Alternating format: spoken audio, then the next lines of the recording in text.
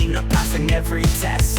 Teach tricks that make the students shine, from Florida Tech with the love divine. Guests drop by with knowledge to wisdom. Hi Panthers, we are back again for another podcast series, and this time we are hoping to do another 3-part series. We are going to be covering the COES Faculty Teaching Showcase. So that was something that was put on by COES, and we were lucky enough to be invited to it. And my colleague Paulina, she will talk a little bit more about that. And we also have a very special guest today that we're excited to introduce to you guys. So Paulina, tell us a little bit about the showcase. Hi, Anushka. I'm so happy again to be on this series of podcasts. I was lucky enough to be invited to the COES Teaching Showcase on the week before this one. We were invited by the COES faculty. This one was a celebration of teaching excellence of Florida Tech. And we, some of the most dedicated faculty members were nice enough to open their classroom, offering, a glimpse of how they, of their teaching styles and their strategies on classroom. And I was happily surprised to see so many good practices on this field, and we want to highlight some of these good practices on some of the professors right here. I'm happy to introduce you to one of the faculty members of electrical engineering, and he can talk more about himself on the next part. Dr. Purohit. How are you today? Warm welcome, Dr. Purohit. Yay, welcome. Thank you for a nice introduction. And hello, Panthers. I hope everyone is doing good. And I'm also feeling very happy to share my experience and my thoughts and opinions with you today.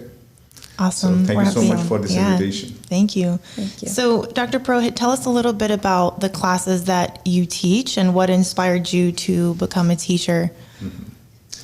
That's a good question, that which courses I'm going to teach. At present, I'm teaching circuit theory in electrical engineering. I'm also teaching microcomputer systems too. So basically, it's going to be a combination of numerical as well as theory. So it's been almost 20 years I'm in academia field. I've been teaching in India for the last 16 years. For a year, I taught in Uganda. Wow. And from the last 3 years, I'm teaching here. So coming to your next question, that what inspired me to be a good teacher? It's a tricky question for me.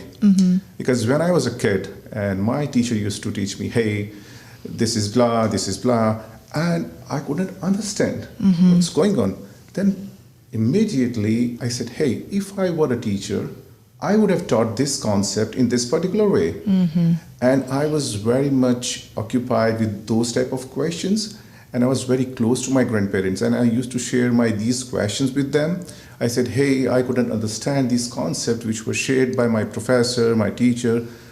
And then came the most important part of my life, my grandfather. He said, hey, I think you can be a good teacher. I said, no, I don't want to be a teacher.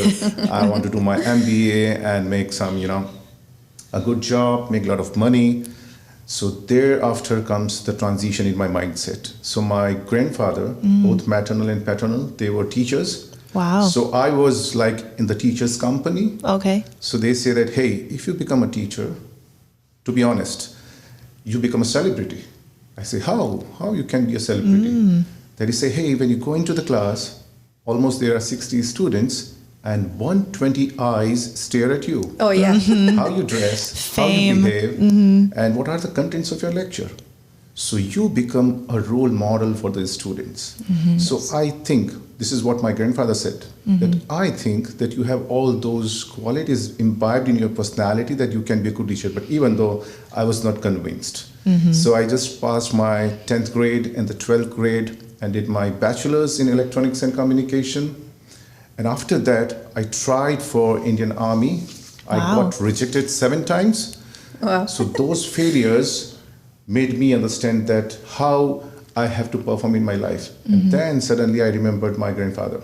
I said, okay, let's take a try in being a teacher. And now you can see I'm here for the last 20 years. Wow. So my grandfather had a big impact on my personality, that if you teach, first of all, there should be a proper connection with your students, basically. Yes. So, I think sometimes I can express whatever I feel because I don't have a fear to lose anything. I want to learn. So in my CV also, the first statement says, teaching through learning and learning through teaching. It's my philosophy. Wow. So I just take an example of yesterday's class. I was, explaining some things, and there was a concept there was misleading to some different opinion, but I appreciated that. So what I mean to say is, in order to be a good teacher, you should be able to accept the things. I learn from my students. So before that, I always try my level best to build that connection so that the students feel comfortable in sharing their question. Because when I was a student, I used to hesitate a lot. I say, hey, if I ask this question to this professor, what he will think of me and what my friends will think of me, that, hey, he doesn't know these things. So all these concepts were very clear in my mind that when I'm going to teach, I will entertain all the questions. And in case I'm not able to answer any question, I'll say, no problem. I will try my level best to solve this question, and I will come up with the proposed solution in the next class. So, all these things were going on in my mind. And, that's why I find myself never be working as a teacher because I love teaching. Yeah. So in this semester, I'm taking 4 courses.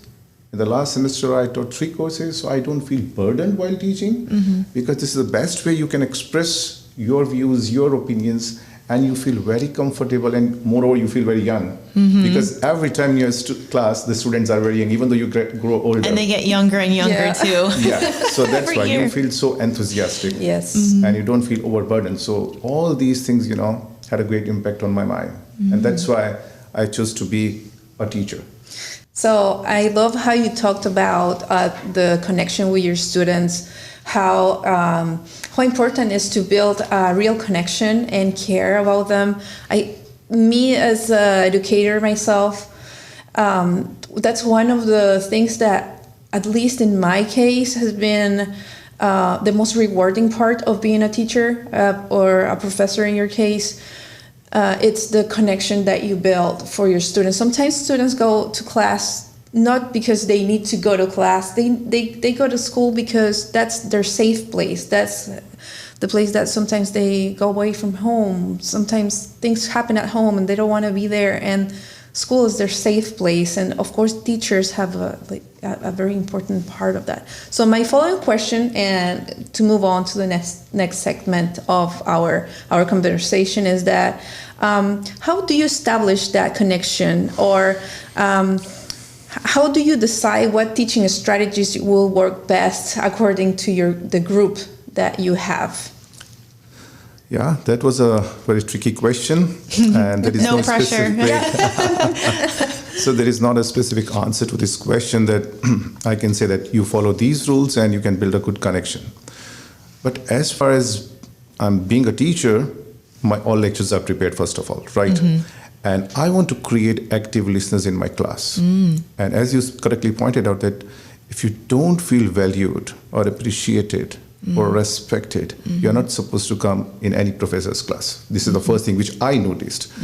So sometimes to build that connection, I find myself to be an actor sometimes, because I have, and everyone is having some problems. And while you're going to the class and suddenly you hear some bad news. So one day I heard that my father got a heart attack.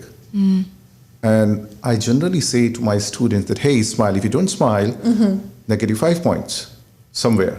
I'm biased. So you have to smile in my class. So I have that enthusiasm to comment like that, so that a positive environment is created. But on that particular day, when my father got a heart attack, I was acting and pretending to be very happy, but they were noticing me very carefully. So coming to this part, the connection, how you build this connection. So my spiritual guru suggested me these 10 beautiful words, which I generally follow, and rather I have practiced. I'm not saying you should practice. This is not the case of a teacher, but in real life also, you should adopt these 10 beautiful words. I start with a single word, which is very poisonous word, I. I am the best. This I word is very poisonous. Remove this I. Avoid this. So coming to the second 2-letter word, we. That gives us a bonding. So we always use it, we. But I'd say when you write your thesis, when you write your assignment, don't say we, I. Right. So don't take it otherwise. There's a disclaimer. So there should be a proper teamwork. So coming to the third word, which is, I believe, the root cause of all the problems, ego. Yep. Avoid it. And these words have been given by my spiritual guru, Dr. God Gopal Das. So I generally listen to him and I try to practice these words in my real life. I have conceived from this word ego, I just reverse it, O-G-E, oh God. Excellent quality this person has, but I have some other qualities. So what I mean to say is I never give remote control of my happiness in hands of others. I'm happy, whatever God has blessed me, I'm happy. So I too. But sometimes being human, this problem arises, so you have to control this. So how I have started controlling this? Oh God, excellent quality, this man is happy. I don't have. I have some other qualities. So coming to the 4-letter word, which is the most highly used, love. And everybody misinterprets this 4-letter word, love. If you have got love from your parents, your friends, your brothers, your cousins, your sisters, value it. Very few are having the pure love in their life. So that's why this is the most important word, love. Value it. Coming to the most beautiful 5-letter word, and which all of us are carrying today, smile. Yes. So always carry this. So that's why generally in my class also, I say, hey, if you don't smile, negative 5 points. Then the student is like, hey, then he smiles. I say plus 5. So, I create that bonding not artificially. I have practiced this. I behave like a person in my class. I don't act basically. So coming to that pretending part, when my father got heart attack, but before that, I built that connection. So coming to the most dangerous 6-letter word, everyone is having everywhere throughout the world, and that is gossip. Avoid it. Avoid the gossiping. Focus on your target. Coming to the most interesting 7-letter word, success. Achieve it. So I'm coming to the connection. So we have reached the success. I will definitely talk about the difference between success, growth, and progress. When it comes to your growth, if you get your salary hike every year, that is your growth. So what is the progress? I'm coming to success now. So progress, if you add some discipline, some ethics, some norms to your growth, that is your progress.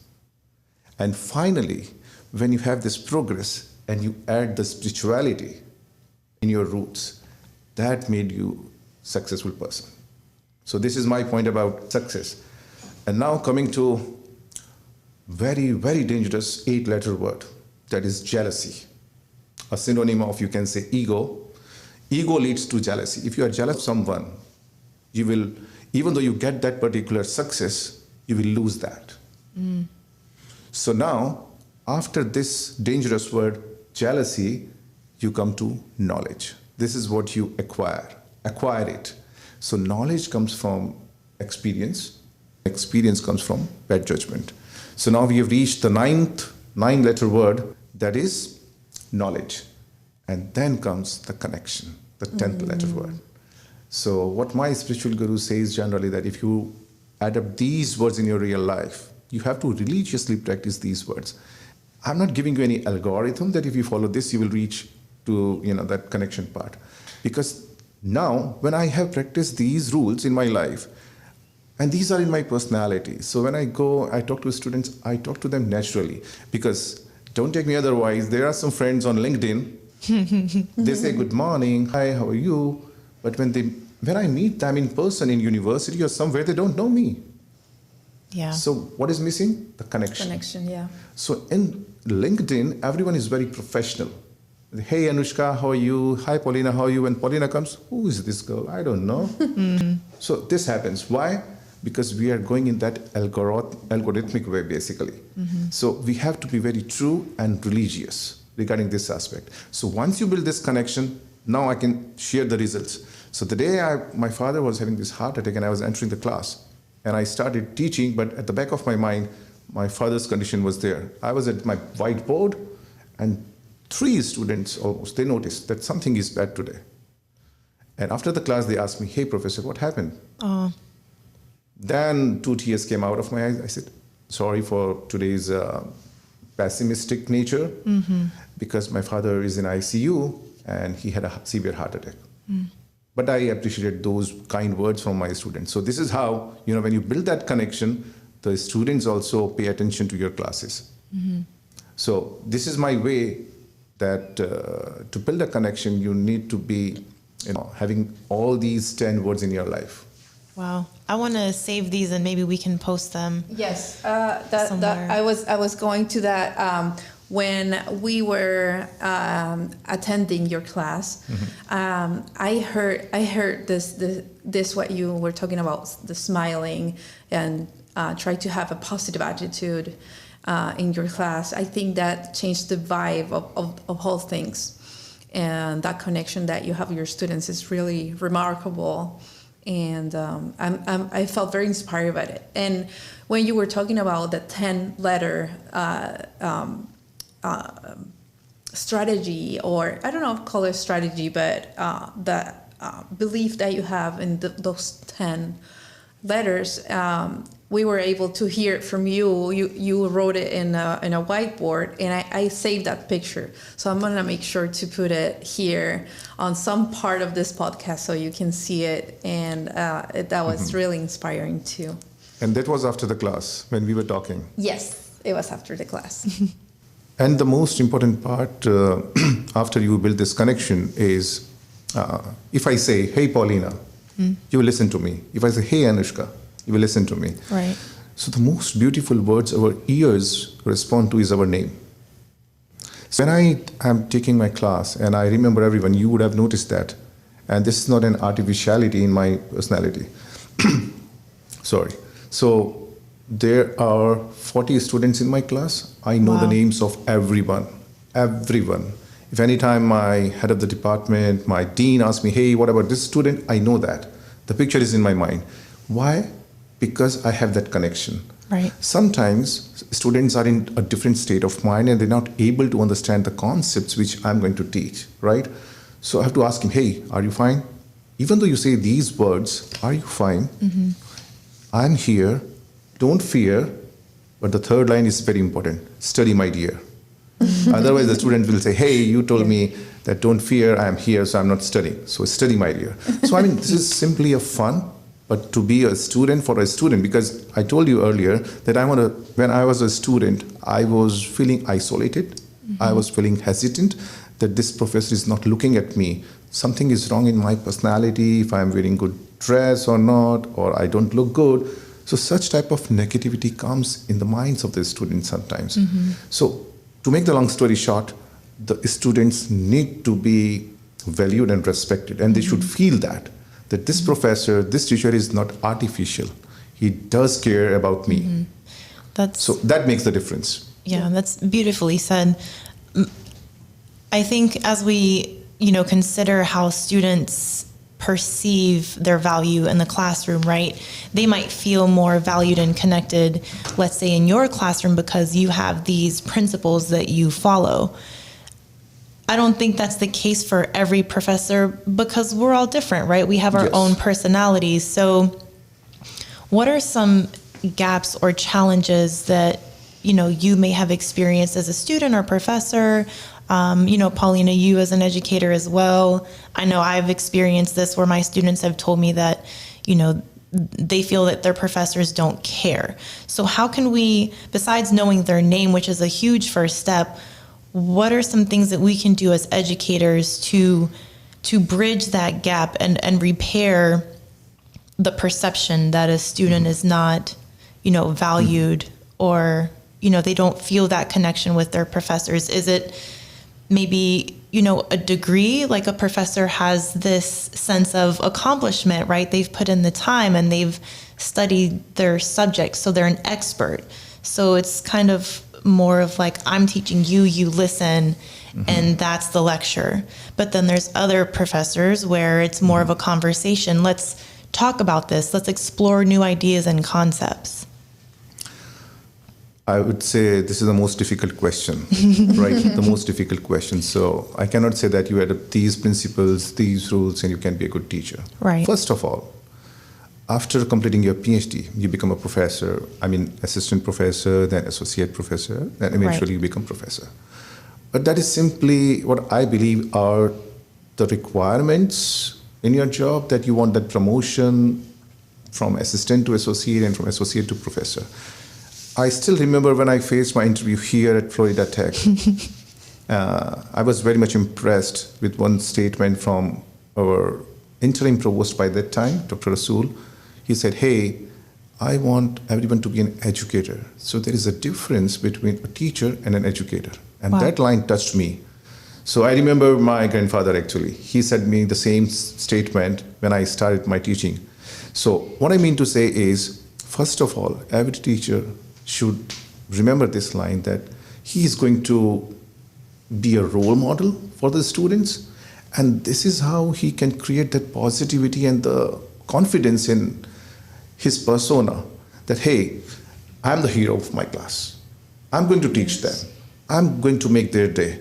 If a professor smiles, everyone smiles. And that smile should be natural. It should not be, I have attended a lot of pedagogy workshops. They teach you that these are some rules, these you have to follow. But okay, you listen to those rules, but adapt those rules according to your personality, what suits you. But the first and the most important part is the person, the faculty, has to believe in himself, that he plays a vital role in this organization, because you are preparing the next generation of any country in the class. This is my point. So this is what my grandfather said. So the second thing, I would relate one example. I'm not sure I should share this with you or not, but it's a practical thing. So when I completed my bachelor's, my all friends were saying, hey, we will go to that company job that gives you good bucks, good salary. So after I did my PhD and I was working as a professor in India, we were sitting in a Starbucks and having a nice coffee. And this is a real incident that happened. And one of my friends, he said, hey, what is your salary, man? I'm a businessman now. I work in that industry. I'm a CEO, blah, blah, blah. And my salary is this. What have you got? I was speechless. My salary was not up to his standard. Suddenly, 3 students came and they wished me, hey, professor, good evening. How are you? So in my country, India, we have a culture that we touch the feet of our senior guardian or person or professor. So they touched my feet. And I was looking at my friend. See, this is my property. Yes. So wherever I go, they respect me, they value me, and that gives me immense pleasure that I've been valued and respected. And that money can't buy. Yes, correct. That money can buy. So that's the big difference between materialistic knowledge and the spiritual knowledge. Right. So we're coming to that part very soon. But what I mean to say is, first of all, the faculty needs to be motivated. He has to consider himself as a role model for the students.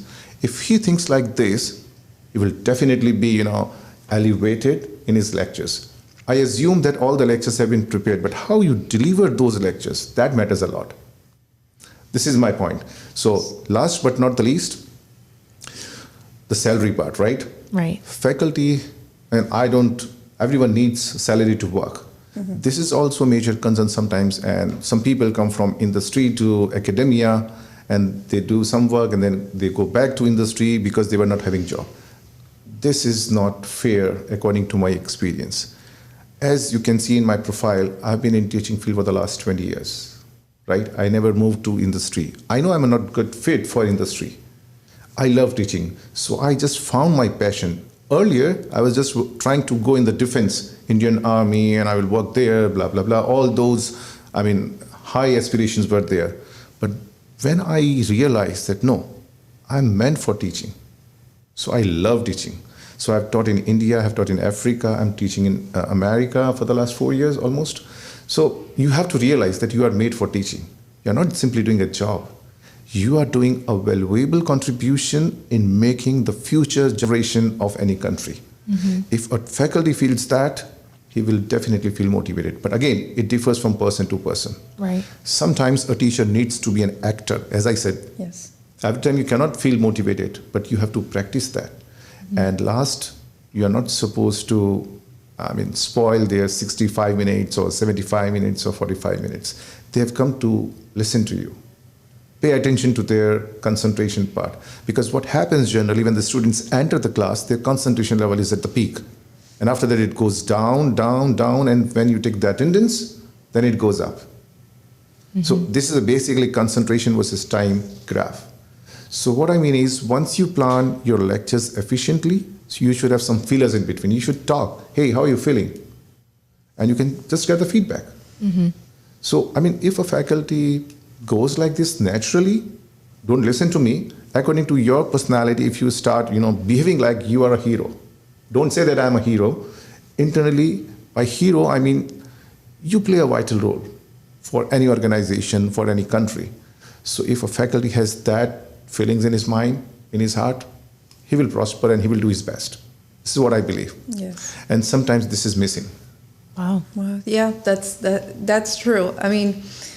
At least in my perspective, when I became, I come from the retail world because my bachelor's in graphic design, but I had the call for being an educator, and it happened kind of the same feeling where you feel dragged to teaching because that's what you do, what's in your heart, right? And at least in my case, after I had both of my children, I felt more close to that call than ever. So I was like, I'm not gonna be rich. That's for sure. With an education degree, you're not gonna get rich, and so you're not pursuing that, money-wise. But you are pursuing that thing that comes from your heart, which is teaching. I love everything you have said so far. I feel very close to your experience as well. But now I want to move to something, and I think for faculty, this is something very interesting to maybe not copy, but maybe take some strategies on how to do. You manage your time and your course management strategies because you have a short class, like 45 to 50-minute class. And I know for sure that that's not enough time to cover everything that you have, all the content that you have for one semester. And we want to know really what are some of your time management and organizational strategies, and how, for example, my first question is, when you start building your courses, how long does it typically take for you, the building of the course? Or because you have done it for so long, maybe you have a specific strategy that you want to share? Yeah, interesting question. And to be honest, it's a very easy question. Because, We finally got an easy question. Yes, I got an easy question now. So a teacher is like a logistic manager, basically. So once you start designing your syllabus for that particular course, I generally design in some modules that for these number of classes, I'll be covering this unit. This is very common practice. But the problem comes when you have a class of 45 minutes and you have something in numerical part. Let's say in one of my classes, I have to teach and solve 2 numerical problems, and that will require 20 minutes. I have only 5 minutes left. In those 5 minutes, I have to take attendance. I have to interact with them. So how you cope up with this problem? So what I do is I have one problem as a PDF file I share on the screen, and one problem I will solve it manually. So the first problem I will solve manually, and the second problem I can use PDF or some online facilities to optimize my time. So between these 2 problems, I will definitely interact with them. So let's say I know it's going to be a technical term, but I was teaching one day a Laplace transform, right? And before that, I just wanted to make some interesting fun in my class. I showed them the pic of Laplace. And I didn't say, who is this person? I said, guess, who is this person? And they were saying, we don't know, Professor, who is he? He's a very old guy. But I say, in my culture, we have the tradition to take the blessings of the old people because old is gold. So everyone was smiling. But tell me, who is this person? So I gave them some 5 hints. So hint number 1, this was his date of birth. Hint number 2, like this, I gave them 5 hints. And eventually we end up with Laplace. He was the Laplace. So then I just made a joke. It took only 1 minute, and that was very dynamic. I said, hey, now we have the blessing of Laplace. Laplace knows that I'm here. I have been watched by a lot of bright students. So now we are not supposed to make any mistake in Laplace transformation. And you will see the effect. And then I started, then okay, yeah, we have the blessings. And they started doing the numerical, and they ended up in a correct way. Yeah. So this is how you make that numerical also interesting. Now, I said, this is numerical number 2. How are you going to solve? We have already the blessings of Laplace. Add up those steps. I'm here to see. So this is how I manage my time when it comes to numerical. But the most difficult part is when it comes to theory, right? And if you have, I think a lot of faculty members will definitely listen to my voice today. And when you present some slides, some students sleep. And some students start, looking into their mobiles, some students working on their Mac or the laptop, they don't listen to you. Why? Because that connection is missing. Now, if the connection is there and you are presenting all the theoretical concepts, then they will listen to you. But again, you cannot hear to anyone, even you cannot listen to me for 1 hour. You will get bored. I probably could, though. Personally, I could too. I could. This is in general human tendency, right? That if you start speaking as a professor for 15 minutes, 20 minutes, then the interest goes down. So what I have started nowadays, that one course I'm teaching 1 hour, 15 minutes, that is microcomputer systems. And at this point, this is very theoretical. So I share the slides, I talk to them, I give some analogies, that these are some practical analogies that you can compare, and I just try to create interest. But somewhere when I find someone is not listening, I have adopted a new strategy. I just give them 25 questions as a quiz in class. And everyone has to score 25 out of 25 because all the questions will be from the slides.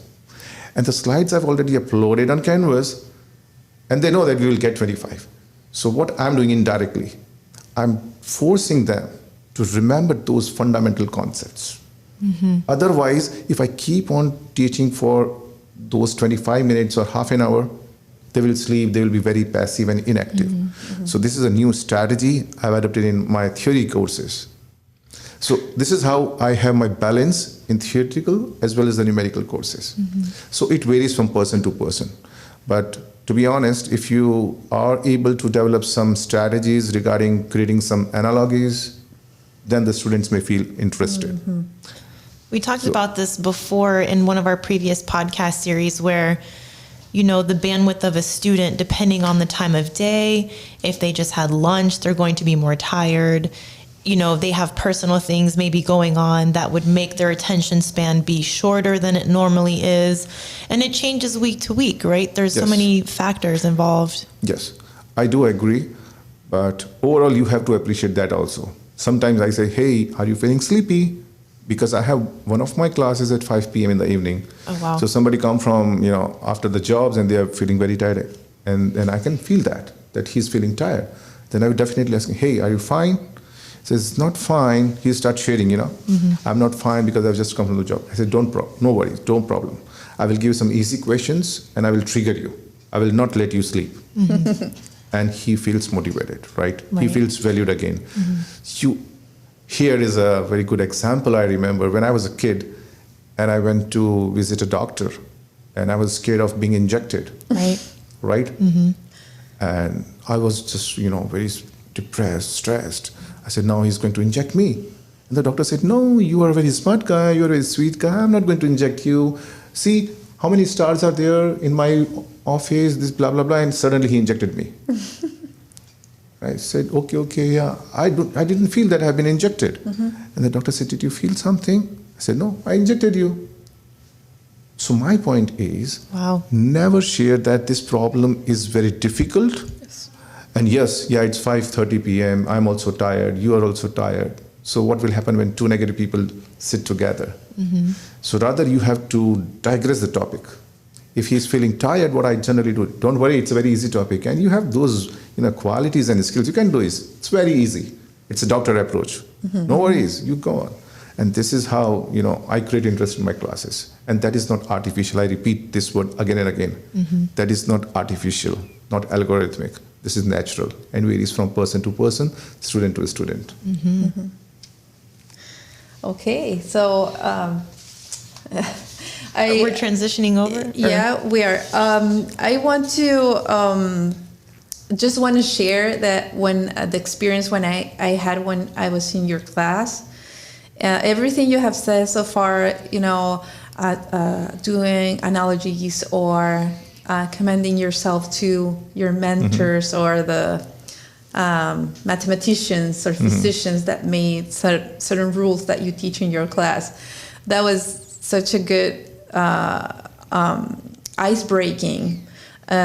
It was such a good active learning strategy. I found it so smart because it's short and sweet. Correct. And it instantly connects with the topic that you're going to talk about. Usually your topics, which are between science, physics, it's a very hardcore. I was in your honestly, when I was in your class, I don't know anything about electrical engineer. I know a little bit about circuitry or things like that. But when Jared told me you have to go to this class, I was like, I don't know anything about it. And he's like, just go.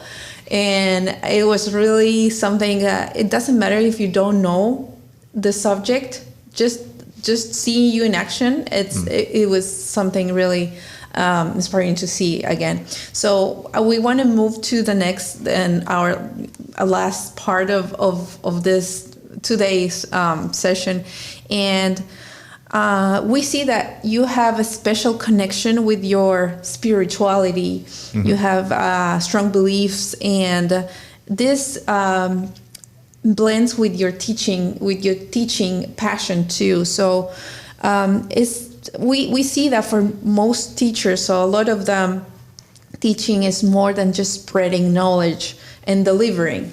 It's more about the sense of purpose. You talked about your grandparents, your family inspiration in all your teaching path. And so what are some of the sources of inspirations that you have? It could be, you will talk about your family, but you have other sorts of inspiration for that? So that's a really good question. I appreciate that. I think you are aware that this is my second PhD here. I'm pursuing my second PhD at Florida I didn't Tech. know that. Congratulations. So thank you. And right now I'm a PhD candidate also. Wow. So I played different roles as a faculty, as a program chair, and as a PhD student too. So the most important source of inspiration for me is my wife and my daughter. So when I had this opportunity, because it was always my dream to get a degree from United States. So when I got this opportunity, I was saying, hey, I cannot go for second PhD. If there is a postdoc position available, I will definitely move on. Otherwise, I'm not interested. But my wife said, no, this is a good opportunity. You should go. And my daughter, she is in right now junior student in computer science in India. Wow. And their sacrifice is the most important inspiration for me because they are living without me there. So they say, hey, because I joined here as a PhD student. Sorry. So I was not a faculty by that time in 2022. So that was a very tough thing for me, coming here as a PhD student at the age of 42. Now it's been 45 now. So anyways, so they were my primary source of inspiration. And they say, no, you have that talent, those skills, and you can do your second PhD. So that's why this is how I entered United States as a PhD student, and now I'm a faculty.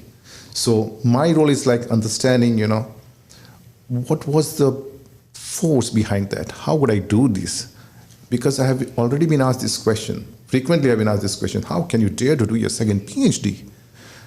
Because, as you correctly pointed out, I have some spiritual roots. Sometimes we need to work on what is unseen, otherwise, we won't be able to work on what is seen. Oh, wow. Do you get my point?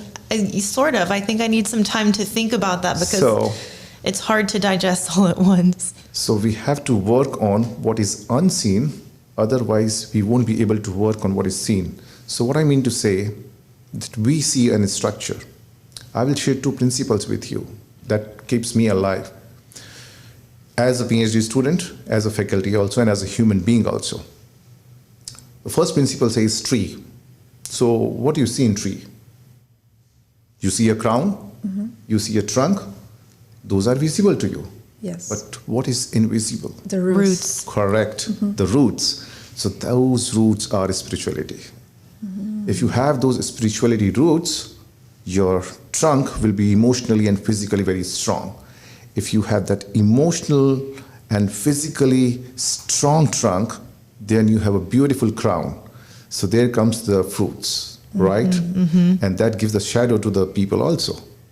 So you have to build your roots very stronger. Stronger the roots, more physical, more stronger, more emotional the trunk will be, and the more good outcomes, the shadow or the fruits will be given by the crown. So this is the first principle. Second principle is a car principle, right? So in English, generally, I say that there are 2 alphabets, B and D. It's a coincidence, birth and death. In between comes C. That C is not college. That C is the choices which make you in your life, right? So between birth and death, you don't have control over your birth, you don't have control over your death, but you have a good control over C. So make your choices effectively and smartly. So in order to make that choice, you should have a car. And what is that car? That is again a new principle. CAR means, C stands for changing your negative approach, changing your mindset, right? If you change your mindset, you will accept that, okay, I was wrong somewhere. So you have to accept that. And when you accept those things, then you rise above those negative things and remove those negative things from your life. So this is a principle of CAR. So CAR and tree. And whenever I wake up early in the morning, I always do this prayer because nobody's perfect. Oh my God, give me the ability to change what I can change. Give me the serenity to accept what I cannot change. Right? Yes. And give me the wisdom to understand the difference between these 2. I always, say this prayer because, acceptance is the fundamental principle of our life. If you get accepted, you can do the wonders. A small act of kindness can create endless ripples in your life. So all these things are your root basically. If you have a good root, your trunk will be very strong emotionally and physically, and your crown will be beautiful. So this is all connected to your spirituality. Spirituality doesn't mean that you worship any god or something like that. Spirituality means you have that success. I mean, you have some ethics, you have some principles. After all, you should believe in humanity because like we are breathing. Can you hold on? No. You have to leave. Inhale, exhale. So whatever you have been blessed with, you have to give back to someone. You are going to go empty-handed. Yes. So if you believe in these things, you will lose that fear of losing something. And if you don't have that fear, you will perform your best. So Wow. this is my principle. So my wife, my daughter, they are my primary source of inspiration. And of course, my journey started with my grandparents to become a good teacher. So these are my, sources of inspiration, along with my spiritual guru. So again, spiritual. You should have a teacher or a guru who can guide you. Yes. Yeah. Hearing you talk, it sounds like there's a high importance of self-awareness, right? So even if a professor is not spiritual by the traditional means, I think being an educator requires us to have a certain level of self-awareness, to have those perceptions that you've talked about, right? And I think looking back during the pandemic and maybe where society is now, regardless of political views and whatever else, I think, sometimes people end up in a career because, they don't know of anything else that they can do for work, or it's comfortable, or, they love it, and there's different reasons, right? So I think with life, there's a lot of challenges that can arise, right? So, we have responsibilities. You talked about your wife and your daughter, and, we have families and responsibilities. Maybe we're pursuing extra studies. There's a lot of requirements for us as individuals. So as an educator, to switch the role from being a student, from being, a mother, a father, what happens if you find yourself, or what advice can you give, for our audience and fellow colleagues here at Florida Tech, how can we shift the focus from, being in a negative mindset, or, this thing is frustrating, or, I got this bad news. How can we shift that mindset to get ourselves away from feeling negative or burnt out or in a rut, to re-engage us, right? To uplift the students and ourselves too, right? In that process, because it's a relationship. It's not just one-sided. Tricky question. Take whatever time you need. This question doesn't have any specific answer, but what I can do is we can optimize gravity of this situation. How we can optimize? I have a small flow chart which my spiritual guru shared with me, and it starts with the problem. Do you have problems in your life? Yes. Yes or no? There are only two options, Yes. right? So we go from the yes path. Yes, you do have problems. Can you solve those problems? Again, you have two options, yes or no. So what's your answer? Yes. Do you have Yes. problems in your life? Yes. Yes. Then can you solve those problems? Yes. Yes. Then smile. Now, Easy. let's say your answer is no. Then smile. You already know that you cannot solve those problems. Simple, smile. Now, coming from the top, do you have your problems in your life? No? Then smile. I know it's not 100% correct that you cannot smile in every situation. But sometimes situations are not under your control, and you cannot do this. You have to understand that. And sometimes what I do, that I just inhale and do meditation. I said, God, the same prayer. Give me the ability to change what I can change. Give me the serenity to accept what I cannot change. And give me the wisdom to understand the difference between these two. This is what we can do. This is not under our control, basically. Right. And every person has different problems. But, you can simply pray and just inhale, meditate, cool down, relax. The problems will be solved. If they are not meant to be solved, it's not under your control. This is what we can do. But this doesn't apply for any course problems, right? Right. The course problems can be solved. So I don't share these things with my students because, they say, hey, I cannot solve, I'm smiling. No, you cannot do that. But we are talking about the real-time problems. So only thing which is immortal is your passion. This is what I can say. And when it comes to real-time problem, as a human, we have our emotions. Machines do not cry. The computers, the iPhones, they do not cry. They do not weep, So everyone has the problems. This is the way you deal with the problems. So that's why I say never give remote control of your happiness in hands of others. It's my life. If you want to go to heaven, only you have to die. This is your life. So handle it beautifully. Wow. Awesome. This is what I do. But when we meditate, so people mislead about the term meditation. What is meditation? Meditation means right now, if you close your eyes and you can feel how you breathe, that is meditation. You don't concentrate, you feel that. If you take a shower, if every drop of water you can feel, that is meditation. You automatically get into that zero state, Yes. right? Or eating good food. Of course, slowly, if you eat, that is also in meditation. Yeah, you are enjoying that. So, to make the long story short, there is no specific answer to be happy. You have to practice. Early in the morning, you wake up and say, hey, today is a very bad day. I'm not feeling good. And you will not feel good for the whole day. My God is with me. I'm not going to do bad to others. Nothing bad will happen to me. But even though something bad happens, that is our destiny. That is not under our control. So smile. We can mitigate, yes, by smiling and inhaling along. That gives you some sort of, calmness. This is what generally I do. Right. Because I know that I cannot solve this problem. I know that. Yes. That's it. Yeah.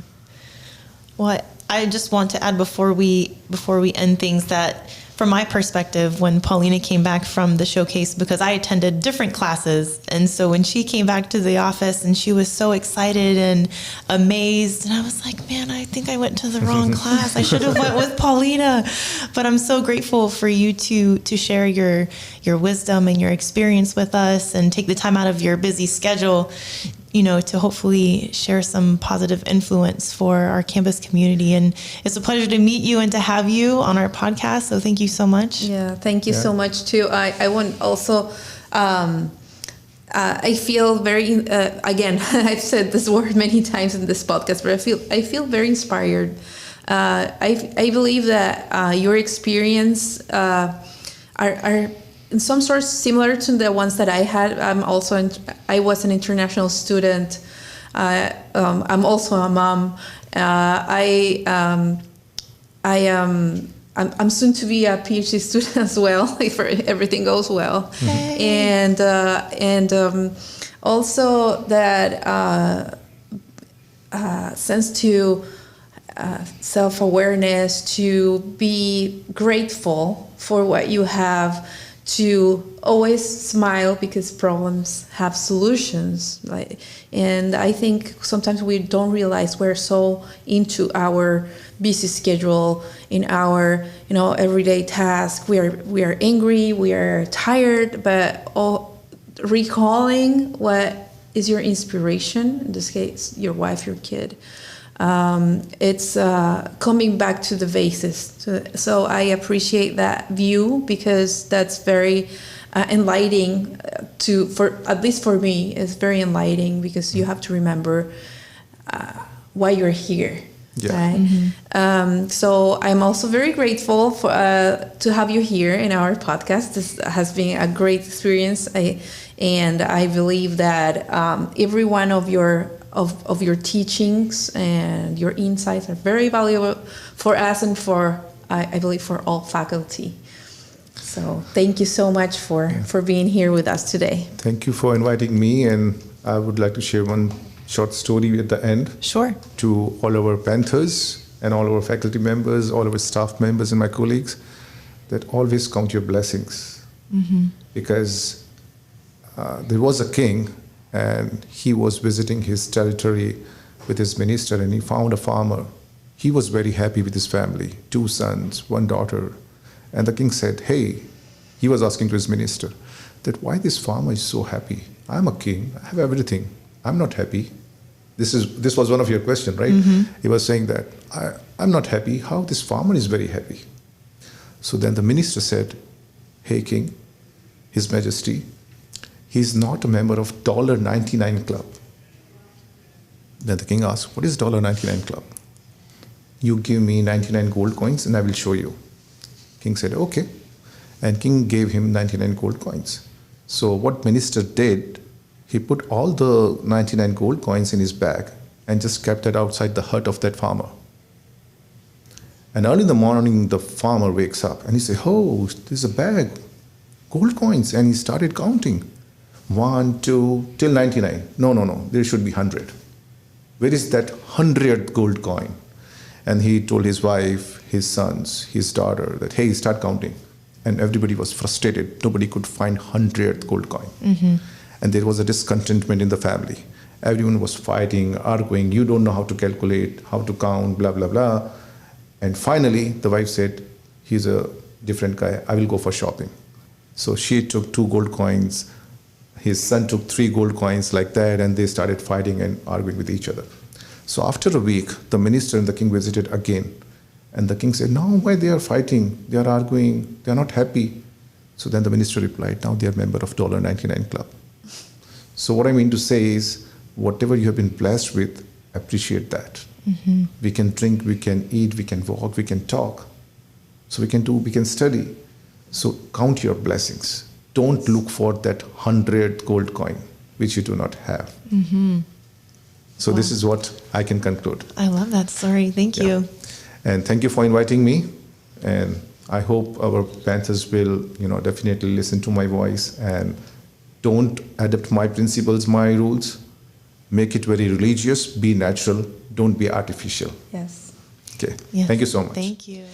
All right, Panthers, thank you so much for tuning in. Again, we will be releasing another podcast from this series. So we look forward to sharing some more insights and more experiences with you in the next podcast. We'll see you next time. Thank you, Panthers. Bye.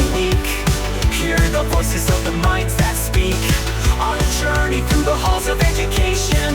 With every episode, a new revelation.